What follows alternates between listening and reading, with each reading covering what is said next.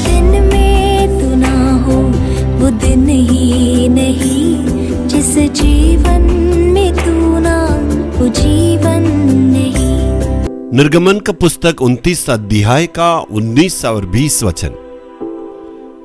फिर दूसरे मेढ़े को लेना और आरून और उसके पुत्र उसके सिर पर अपने अपने हाथ रखे, तब उस मेढ़े को बलि करना और उसके लहू में से कुछ लेकर आरून और उसके पुत्रों के दाहिने कान के सिरे पर और उनके दाहिने हाथ और दाहिने पांव के अंगूठों पर लगाना और लोहे को वेदी पर चारों ओर छिड़क देना।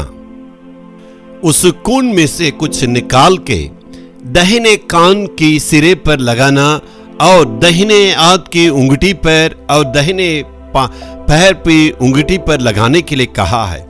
खून से सारा शरीर पर लगाने के लिए नहीं कहा, सिर्फ उस दाहिने कान के सिरे पर लगाने के लिए कहता है।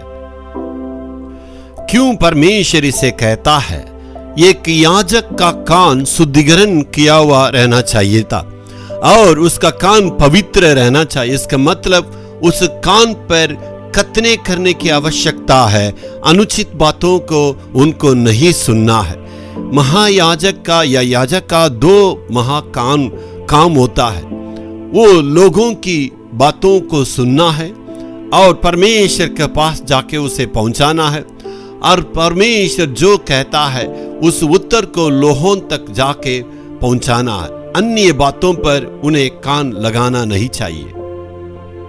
यदि परमेश्वर की बातों को सुनने के तैयार नहीं है, उस कान पवित्र नहीं है, उस कान में अन्य बातों से सुनता है तो वो नालायक है, वो अनफिट कहते हैं। इसलिए परमेश्वर कहता है पहले कान को शुद्धिकरण करो। आत्मिक मतलब से आपका कान अति पवित्र या शुद्धिकरण रहना चाहिए, तबे परमेश्वर की बातों को आप सुन सकते हैं। इसलिए परमेश्वर से आपको नम्र निवेदन करना है। किसी भी कार्य को करने के पहले परमेश्वर से इजाजत मांगना है। यदि आप मकान खरीदते हैं तो मकान खरीदने के पहले, हे प्रभु क्या ये उचित है, मैं खरीदूं या ना खरीदूं, तो परमेश्वर की इच्छा को जानने की आवश्यकता है। यदि आप मांगने से, परमेश्वर के चरणों के पास जाके पूछने से परमेश्वर जरूर उत्तर देता है। अपने लोगों से परमेश्वर बात करने के लिए चाहता है। इसलिए परमेश्वर कहता है जिनके कान वो सुन ले। तो धन्य है जो कान लगा के सुनते हैं। आप आज धन्य पुरुष है, धन्य स्त्री है, क्योंकि परमेश्वर के वचन को कान लगा के सुनते हैं। परमेश्वर आपके कार्य में सफलता देगा। Hallelujah, hallelujah.